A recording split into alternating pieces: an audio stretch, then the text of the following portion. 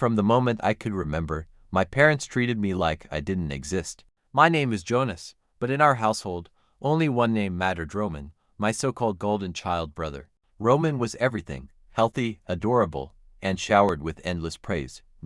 I was invisible, a shadow lurking in the background of their perfect family portrait. But it wasn't just neglect, it was outright cruelty disguised as favoritism. One day, when Roman got a brand new toy car, he paraded it around like a trophy while I watched silently from the corner. Hours later, the car lay broken on the floor, and somehow, I became the culprit. The truth: Roman had smashed it himself in a fit of rage after I refused to let him take my sketchbook. But did my parents care about the truth? Of course not. They believed his lies without question. "How dare you ruin your brother's things?" my father roared, dragging me by the arm. "You ungrateful brat." My mother stood by, shaking her head in disappointment, muttering about how I never appreciated anything. The punishment that followed haunts me to this day. On my knees, tears streaming down my face, I was forced to apologize to Roman as he smirked triumphantly. That moment carved itself into my soul, a stark reminder that no matter what I did, I would always be less than him. It wasn't just the unfairness, it was the sheer hopelessness of being blamed for something I didn't do, over and over again. Each time, I hoped they'd see through Roman's manipulations, but each time, they chose him. Their silence toward me spoke louder than words. I wasn't worth fighting for. When the acceptance letter from one of the most prestigious universities arrived, I thought my life was finally about to change. But my parents had other plans that didn't include me stepping out of their shadow. They hid the letter, claiming it would stress Roman out if he knew I got into such a top-tier school. The irony: Roman wouldn't have cared either way. He was too busy basking in their constant praise. But for me, that letter wasn't just an opportunity, it was my lifeline, my escape from years of neglect and manipulation. I found the letter by accident while searching for something else in my father's study. My heart raced as I read it, but the excitement quickly turned to anger. How dare they decide my future without even consulting me? That moment solidified my resolve. I would go to that university, no matter what it took. I lied to them, pretending I'd agreed to attend the local college they insisted on. To sell the lie, I told them I wanted to live in the dorms to focus on my studies. They bought it hook, line, and sinker, thinking they'd successfully kept me under their thumb. What they didn't know was that I was already packing my bags for a new state and a new life. Moving to the prestigious university came at a cost, one I paid with sweat, tears, and sleepless nights. My first apartment was a rundown studio with peeling wallpaper, a leaky roof, and cockroaches crawling across the floor. I worked 3 jobs to survive: washing dishes at a diner during the day, waiting tables at night, and even selling plasma when things got desperate. There were days I skipped meals so I could afford textbooks or bus fare. Once, after donating blood, I passed out in the middle of class because I hadn't eaten in over 24 hours. But none of that mattered compared to the freedom I felt. Every late-night shift, every exhausting day, reminded me why I left to break free from their toxic control. Discovering they'd hidden my acceptance letter only fueled my determination. It wasn't just about proving them wrong anymore. It was about proving to myself that I was more than the invisible child they treated me as. And despite the hardships, I thrived. The scholarship covered tuition, but the rest, the grit, the grind, the sacrifices, was all me. For the first time in my life, I felt like I was building something truly mine, far away from their suffocating influence. Graduating early was just the beginning. Within a year, I had landed a 6-figure salary and earned a promotion that most people in my company only dreamed of. My talent wasn't just recognized, it was celebrated. Colleagues admired me, bosses trusted me, and opportunities poured in like rain after a drought. For the first time in my life, I felt unstoppable. But instead of sharing my success with my family, I kept it hidden. Why? Because deep down, I knew they'd twist it into something ugly, another chance to compare me to Roman, or worse, use me for their benefit. One evening, while on a rare call home, I overheard my parents talking to their neighbors about me. "Jonas? Oh, he's nothing special," my father scoffed. "He'll never amount to what Roman has." My mother chimed in, her voice dripping with disdain. "Honestly, I don't even know why we bother. He's such a failure." The words hit me like a sledgehammer. Here I was, thriving in ways they couldn't comprehend, yet to them, I was still the same invisible child who would never measure up. The anger burned inside me, but beneath it was a deeper sadness, a longing for their approval that I knew I'd never receive. I wanted to confront them, to scream, "Do you even know who I am now?" But what good would that do? They didn't care before, why would they start now? That night, as I lay awake replaying their words, I realized how futile it all was. No matter what I achieved, I'd always be second best in their eyes. This realization hardened my resolve. If they saw me as a failure, then fine, I'd let them believe it. Keeping my distance wasn't just self-preservation, it was survival. Every paycheck I earned, every milestone I reached became proof that I didn't need them. Yet, despite my success, there were moments when the loneliness crept in. The ache of not having a family who truly cared lingered like an unhealed wound. Still, I reminded myself of one truth. Being alone was better than being surrounded by toxicity. And so, I continued living my life on my terms, far away from their judgment and neglect. The phone call came on a Tuesday morning, shattering the fragile peace I had built over the years. My father's voice was sharp, laced with both anger and desperation. "If you don't come back for Roman's wedding, don't blame me if I cut you off completely." His words hit like a sledgehammer, dragging me back into the toxic vortex I thought I'd escape. For a moment, I felt that familiar tug, the longing for family, for acceptance. But then reality crashed in. These were the same people who ignored my existence for decades, who treated me as nothing more than an afterthought compared to Roman. I wanted to believe this invitation meant something, that maybe they finally saw me as part of the family. When my father said, "We need everyone there. It's Roman's big day," something inside me stirred. I remembered all those times as a child when I craved their approval, when I dreamed of being celebrated like Roman. There were nights I lay awake imagining what it would feel like to have them cheer for me, to tell me I mattered. But every time, those dreams ended in bitter disappointment. Their indifference carved wounds so deep I wasn't sure they'd ever heal. Now here I was again, facing the same dilemma. Should I go? Could I risk walking back into their world, knowing how easily they could hurt me? My father doubled down on his threats, reminding me he still paid for my college education and hinting he'd stop immediately if I refused. It was laughable. I hadn't needed their money in years, but it stung nonetheless. They weren't just threatening my finances. They were exploiting my loneliness, my secret yearning for a family that cared. As I sat there, gripping the phone, memories flooded back, the birthdays forgotten, the achievements dismissed, the countless moments where I begged silently for even a scrap of acknowledgement. I thought about Roman, the brother who tormented me as a child, now standing at the center of attention yet again. Was this really worth it? Did I owe them anything? The battle within me raged, hope wrestling with fear, desire clashing with self-preservation. In the end, I knew one thing for certain: going back wouldn't fix anything. If anything, it would reopen old scars. When I sent that text, "I don't owe this family anything," it wasn't just a rejection of their demands, it was my declaration of independence. My father's response came within minutes, his voice shaking with rage over the phone. "You think you're too good for us now? Fine. But if you don't show up, don't expect another penny from me." His threats rolled off me like water on glass. Did he really think money still mattered to me? Then came my mother, her voice trembling, not with anger but with tears. "Jonas," she sobbed, "Roman will kill himself if you don't come. He idolizes you, and your absence will destroy him." For a moment, doubt crept in. Was I being selfish? Could Roman actually do something drastic? But then reality hit. I knew Roman better than anyone.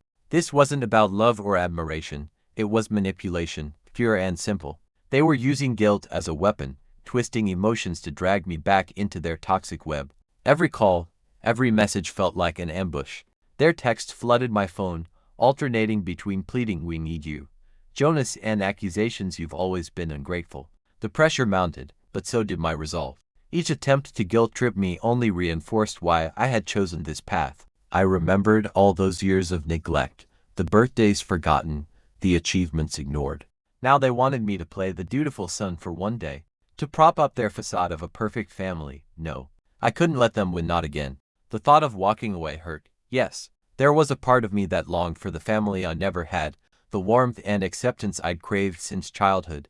But deep down, I knew returning would reopen old wounds. It would mean letting them control me once more, and I refused to live like that. So I stood firm, ignoring their calls and blocking their messages. When my mother threatened to fly out to see me, I didn't flinch. If anything, her desperation made me stronger. She wasn't coming because she missed me, she was coming because she needed something from my wallet, my success, my life.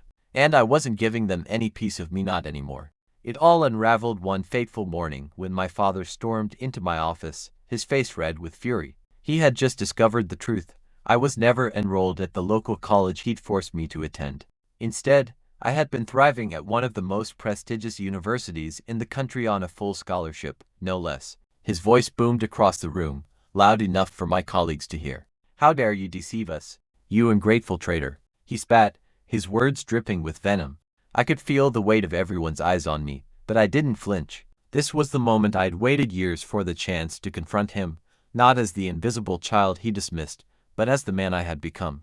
Calmly, I pulled out a copy of my pay stub and handed it to him. "Take a look," I said, my tone steady and deliberate. "I don't need your money anymore." For a moment, there was silence. My father stared at the document, his hands trembling as he processed the numbers. 6 figures, more than he earned in a year. The man who had spent decades belittling me, calling me a failure, now stood speechless, his arrogance crumbling before my eyes.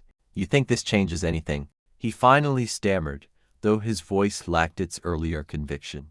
"You're still the same selfish brat who abandoned his family." But I wasn't that person anymore. I leaned back in my chair, meeting his gaze without hesitation. "No, Dad," I replied coolly. "What's selfish is expecting me to sacrifice my life for a family that never cared about me. You wanted Roman to shine so badly that you refused to see what I could achieve. Well, here I am, successful, independent, and done playing by your rules." His face twisted in anger and humiliation, but I could tell the fight had left him. For the first time in my life, I saw him for what he truly was, a broken man clinging to his delusions of control. As he turned to leave, muttering under his breath about how I would regret this, I felt a strange sense of peace. The tables had finally turned. The silence after cutting off my family was both liberating and suffocating. For the first time in years, I wasn't bombarded with their manipulative texts or guilt-tripping calls. But it didn't last long. Within days, my phone buzzed incessantly, texts, emails, even voicemails filled with venomous accusations. "You're heartless," one message read. "After everything we've done for you, this is how you repay us." Another came from my mother, a photo of Roman crying, with the caption, "You've killed your own brother." It was absurd, yet painfully predictable. They were desperate, clinging to any shred of control they thought they still had over me. I blocked their numbers, deleted their emails without reading them, and hired a lawyer to ensure they couldn't track me down. Changing my phone number and moving to a new address felt extreme, but necessary. I knew they wouldn't stop now when they realized I had built a life they could never touch. Then came the day I least expected, a knock on my door. When I opened it, there they were, my parents, standing in front of me, looking more broken than I'd ever seen them. "Jonas," my father pleaded, his voice trembling, "we need your help. We're losing everything." My mother chimed in, tears streaming down her face. "Please, don't do this to your family. We're sorry. Just come back and fix things." Fix things? Did they really think I owed them that? I wanted to slam the door immediately, but something made me pause. Looking at them, I saw not the tyrants who ruined my childhood, but two people drowning in the consequences of their own choices. For a fleeting moment, pity flickered inside me, but then I remembered the years of neglect, the emotional abuse, the way they treated me as disposable. This wasn't about helping them, it was about saving themselves. "I'm done," I said firmly, stepping back to close the door. "You created this mess.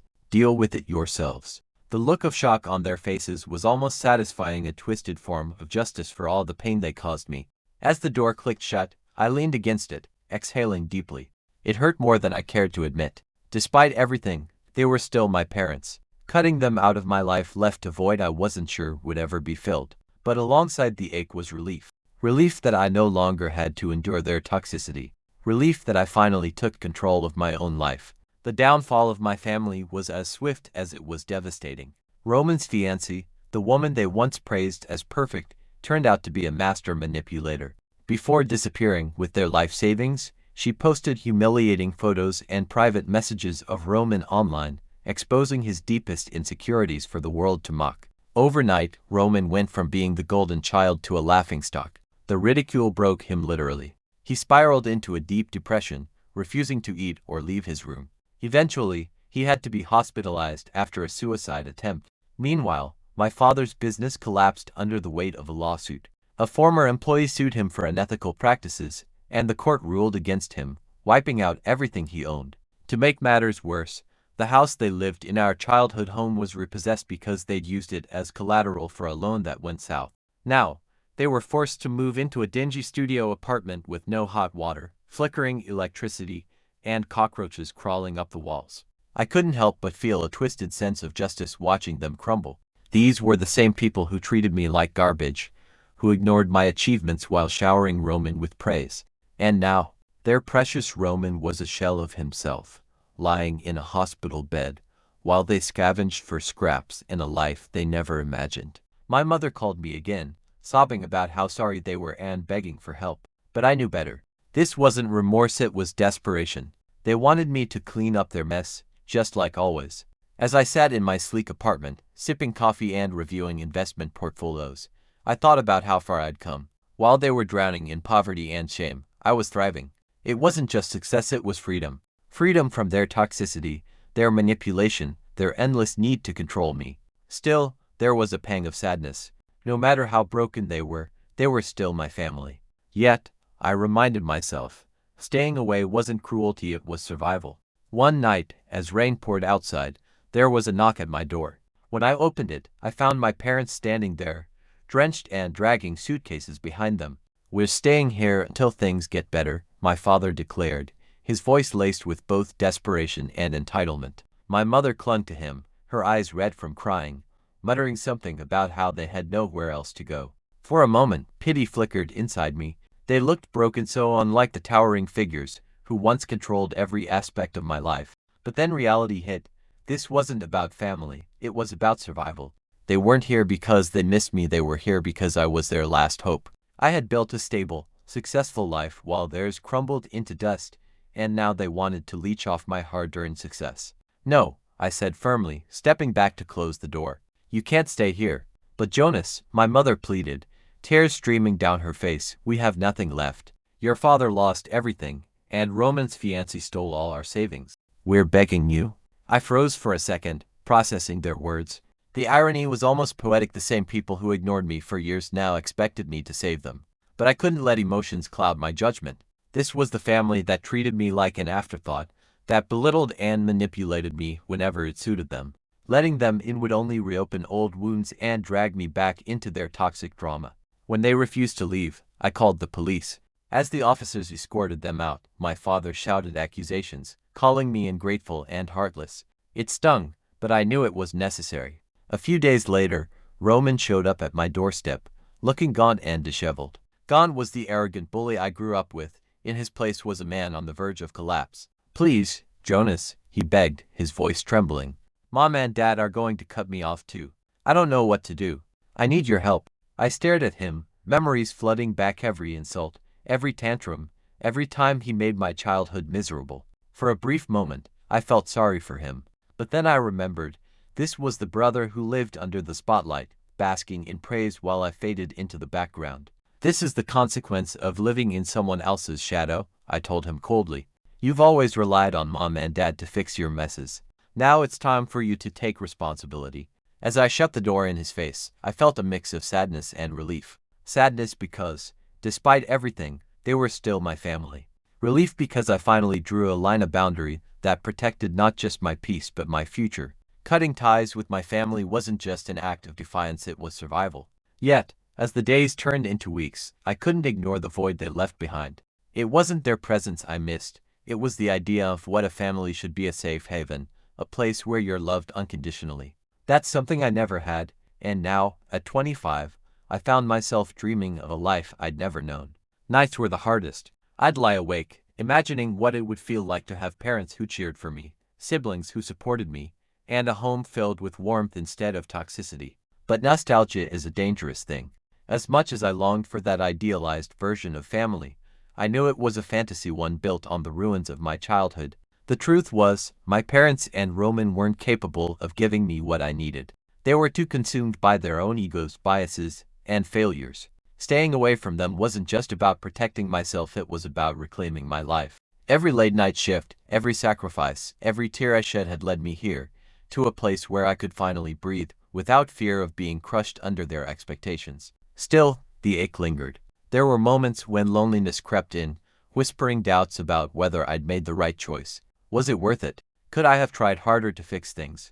But then I remembered the years of neglect, the emotional abuse, the constant comparisons. I reminded myself that I didn't owe them anything. What I owed was to myself, a chance to live a life free from their toxicity. So, I began building a new one. I poured my energy into my career, nurtured friendships that uplifted me, and even started volunteering at a local community center. Slowly but surely, I was creating a life I could be proud of, one where I didn't have to fight for scraps of love or validation.